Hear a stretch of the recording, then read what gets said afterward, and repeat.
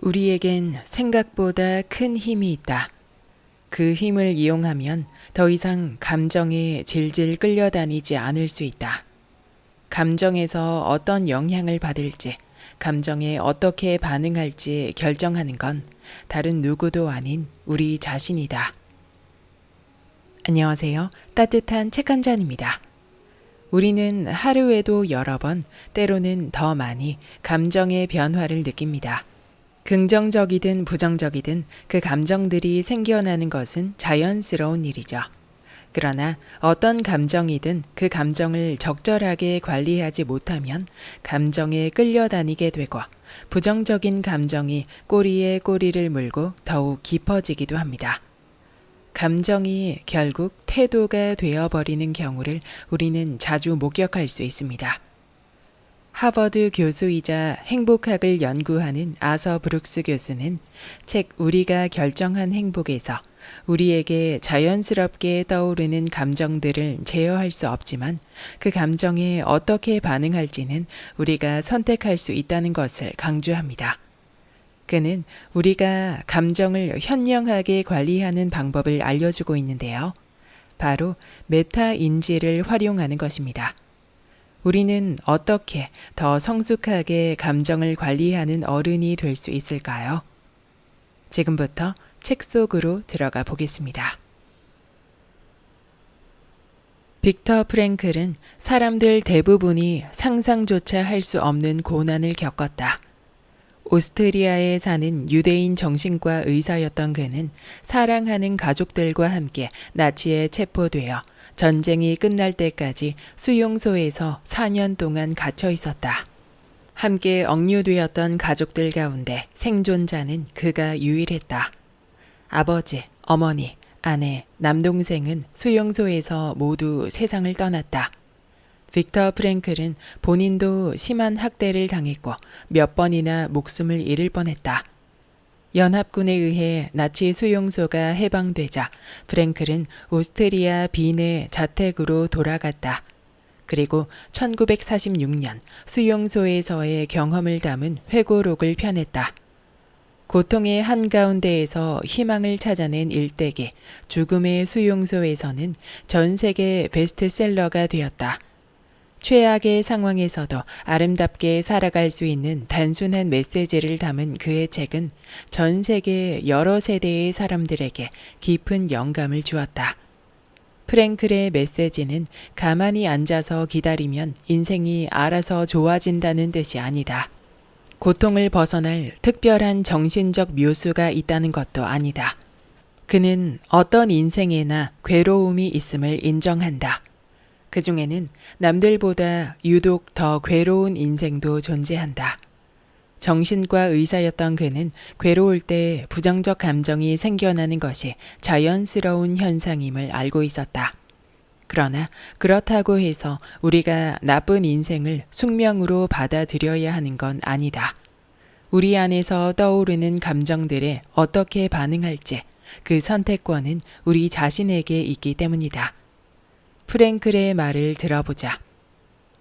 인간에게서 앗아갈 수 없는 것이 딱 하나 있다. 인간에게 주어진 마지막 자유는 어떤 상황에서든 자신의 태도를 선택할 자유, 자신이 나아갈 길을 선택할 자유다. 감정은 선택할 수 없지만 감정에 어떻게 반응할지는 선택할 수 있다. 이처럼 프랭클의 메시지는 자기 결정을 강조한다. 누군가로부터 버림받았을 때 슬픔과 분노를 느낄 수 있지만 상대에게 원한을 품는 건 자기 선택이며 그 선택에 따라 나쁜 사건에서 회복하는 속도가 달라진다. 사랑하는 사람이 병에 걸리면 당연히 겁이 나겠지만 두려움을 표현하는 방식과 그것이 삶에 미치는 영향은 직접 선택할 수 있다. 인생에서 감정은 건설사에게 날씨와도 같다. 비나 눈이 내리거나 이상 고온이 찾아오면 공사를 진행하는 능력에 불가피하게 영향이 생긴다. 그러나 이때 올바른 반응은 날씨를 바꾸려는 시도가 아니다. 그건 불가능하니까. 날씨가 이렇지 않았으면 좋겠다는 기도나 바람도 아니다. 아무 도움이 안 되니까.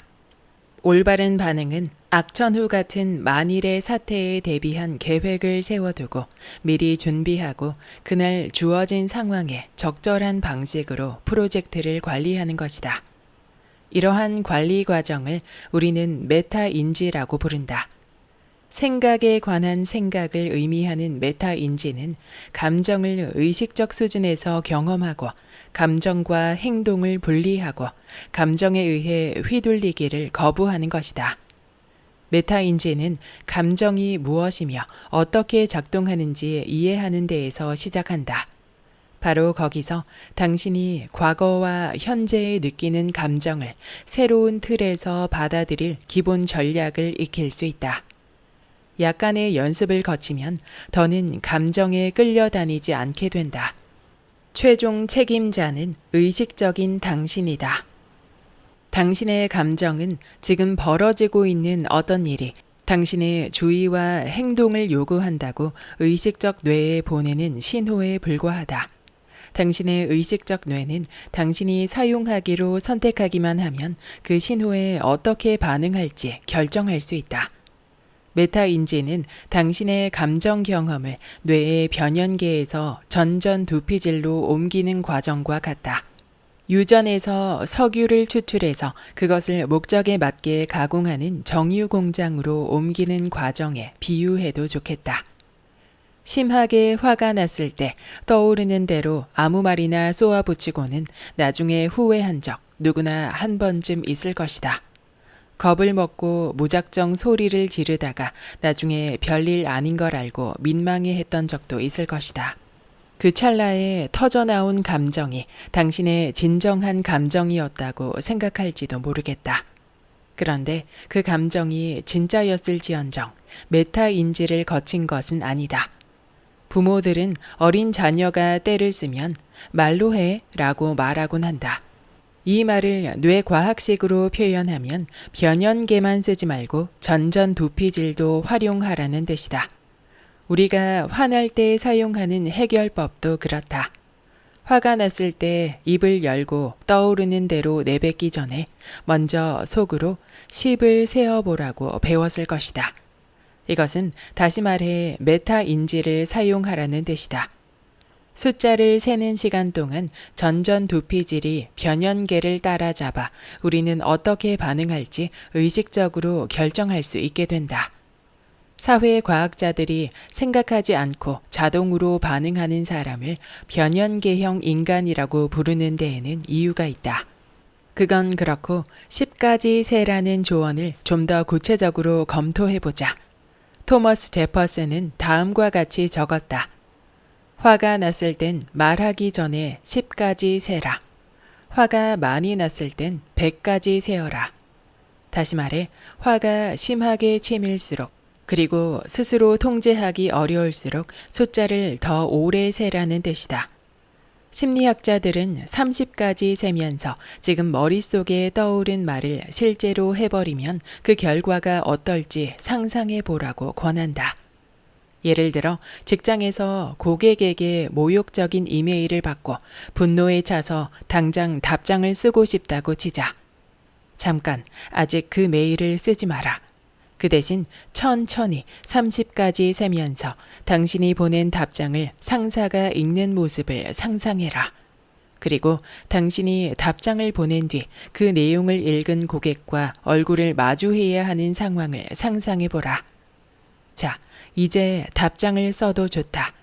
아까보단 훨씬 나은 답장이 될 것이다. 지금 답장은 변연계가 아니라 전전두피질이 쓰는 것이기 때문이다. 메타인지를 활용하면 부정적 감정에 휘둘리는 일을 피할 수 있다. 부정적 감정을 이해하고 거기서 배움을 얻고 찰나의 파괴적 행동으로 인생이 한층 심란해지지 않도록 잘 추스를 수 있다. 잠깐 공포를 느낀다고 해서 꼭 큰일이 일어나는 건 아니다. 심지어 공포를 느끼는 경험이 당신에게 흥미로운 데이터가 되어줄 수도 있다.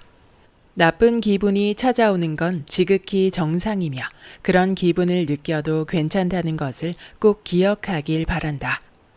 공포가 문제가 되는 건 공포 때문에 지나치게 소심하게 또는 너무 적대적으로 행동해서 자신이나 남들에게 불필요하게 상처를 줄 때다.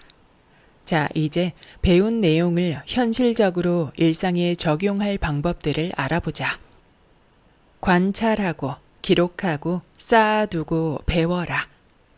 메타 인지를 잘 활용하려면 실천이 필요하다. 메타 인지라는 개념을 처음 접했다면 실천은 더욱 절실해진다.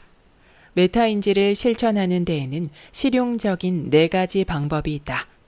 첫째, 강렬한 감정을 경험할 때 그 감정을 가만히 관찰해라.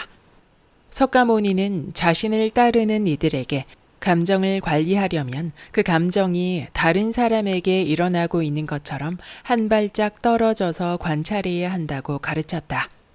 그래야만 감정을 의식적으로 이해하고 감정이 파괴적인 힘을 얻기 전에 자연스럽게 지나가도록 놔둘 수 있다. 예를 들어 배우자나 친구와 의견이 충돌해서 화가 날 때 감정 관찰을 시도해 본다. 차분히 앉아서 지금 경험하는 감정에 대해 생각해 보는 것이다. 감정이 당신의 변연계에서 전전두피질로 물리적으로 이동하는 모습을 상상해라. 분노가 다른 사람에게 일어나고 있는 것처럼 유심히 관찰한다. 그 다음 자신에게 말해준다. 나는 분노가 아니다. 분노는 나를 휘두르지 않을 것이다. 나를 대신해 결정을 내리지 않을 것이다. 이로써 당신은 한결 차분해지고 스스로 선택을 통제하는 힘을 잃지 않게 된다. 둘째, 감정을 기록해라. 속상할 때 감정을 글로 옮기기만 해도 즉시 기분이 나아진다는 걸 이미 알고 있을지도 모르겠다. 사실 기록은 메타 인지를 키우는 가장 좋은 방법의 하나다. 막 싹트고 있는 감정을 구체적인 생각으로 옮김으로써 전전두피질을 활용하게 되기 때문이다. 감정 기록을 통해 당신은 감정에 대한 지식을 얻고 감정 조절력이 높아지고 통제감까지 얻을 것이다. 최근에 한 연구에서는 과제로 구조적인 자기 성찰 기록을 남긴 대학생들이 학교에 관한 자신의 감정을 더 잘 이해하고 조절할 수 있었다고 밝혔다. 해야 할 일이 잔뜩 쌓여 있어서 스트레스를 받을 때 머릿속에서 문제를 조직화하려면 메타 인지의 힘을 빌릴 수밖에 없다. 변연계는 경보를 울리도록 맞춤 설계되었으므로 목록을 만들지는 못한다. 바쁜 하루를 앞두고 있다면 아침에 커피 한 잔을 마시면서 오늘 해야 할 일 중 중요한 것부터 우선순위를 정하여 목록으로 적어라.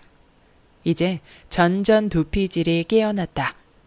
통제감이 목록을 만들기 전보다 커졌을 것이다.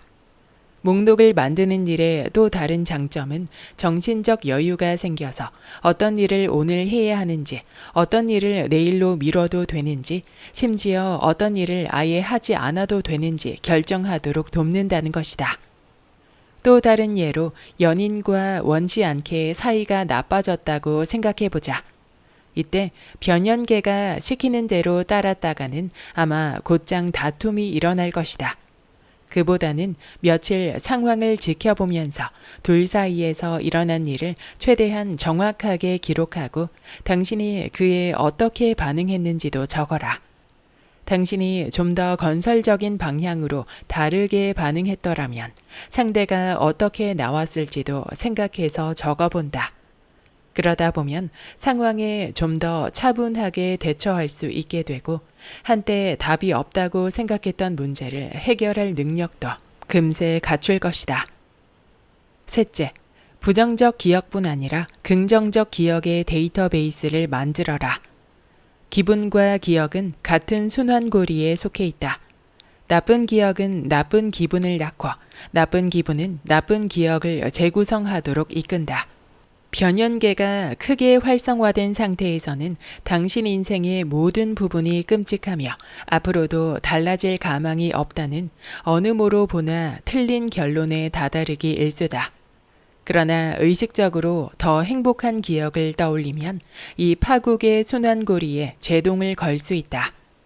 연구자들은 과거에 행복했던 기억을 떠올리는 것만으로도 기분이 나아진다는 것을 밝힌 바 있다. 행복한 기억을 기록해 두었다가 기분이 나쁘거나 통제감을 잃었을 때 차근히 읽어보면 같은 효과를 누릴 수 있다. 넷째, 인생의 힘든 부분에서 의미와 배움을 찾아 나서라. 누구나 나쁜 기억을 갖고 살기 마련이다.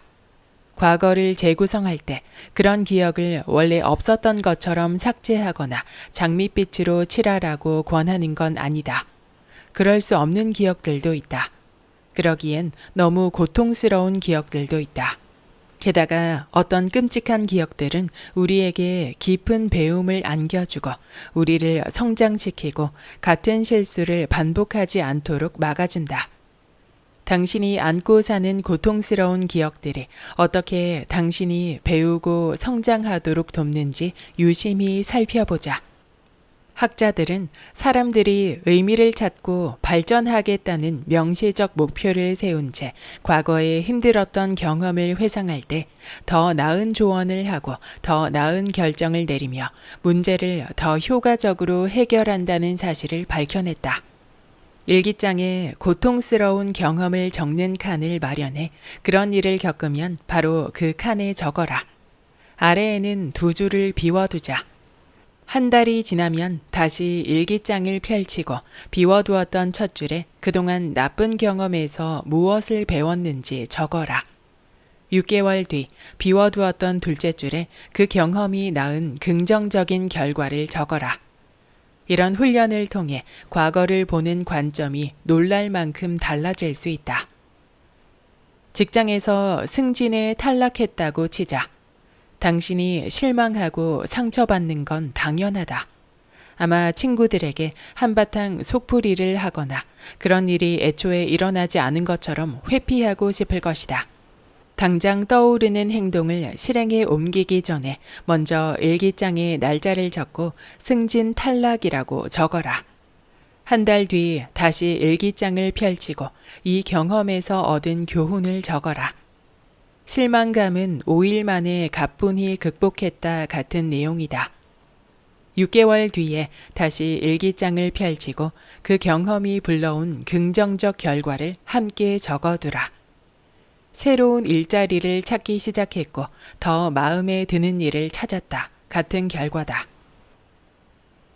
원하는 감정을 선택해라. 우리에겐 생각보다 큰 힘이 있다. 그 힘을 이용하면 더 이상 감정에 질질 끌려다니지 않을 수 있다. 인생을 즐길 수 있을 미래의 언젠가를 마냥 기다리지 않을 수 있다. 부정적 감정이 발목을 잡는 한 결코 행복해질 수 없을 거라고 낙담하거나 자연스럽게 떠오르는 감정들을 탓하지 않을 수 있다. 감정에서 어떤 영향을 받을지, 감정에 어떻게 반응할지 결정하는 건 다른 누구도 아닌 우리 자신이다. 우리가 결정할 수 있는 건 그게 다가 아니다. 알고 보면 감정 자체도 우리가 스스로 선택할 수 있다. 어떤 상황에 대해 느낄 수 있는 합당한 감정은 하나로 정해져 있지 않다. 물론 우리가 사랑하는 사람이 세상을 떠났을 때 행복을 느끼는 건 부적절할 테다. 그러나 많은 경우 우리는 상황에 맞는 감정들 중 하나를 선택할 수 있다. 그중 우리가 더 행복해질 수 있는 감정을 선택하면 된다. 여기까지 우리가 결정한 행복의 본문 일부였습니다. 하루에도 여러 번 겪는 감정의 변화는 자연스러운 일이지만 그 감정을 어떻게 다루느냐에 따라 우리의 삶은 크게 달라질 수 있습니다. 저자가 알려주는 메타인지 감정관리법은 읽으면 읽을수록 깊이 와닿는 내용이었는데요. 다시 정리해보면 다음과 같습니다. 첫째, 강렬한 감정을 경험할 때 그 감정을 가만히 관찰해라. 셋째, 부정적 기억뿐 아니라 긍정적 기억의 데이터베이스를 만들어라. 넷째, 인생의 힘든 부분에서 의미와 배움을 찾아 나서라. 지금 내가 느끼는 감정뿐 아니라 과거의 기억들까지 우리는 긍정적인 인생의 토양으로 만들 수 있습니다. 나를 관찰하고 기록하고 배우는 연습이 행복의 단단한 토대가 되어 주리라 생각합니다. 구독과 좋아요와 댓글은 큰 힘이 됩니다. 다음 영상에서 만나요.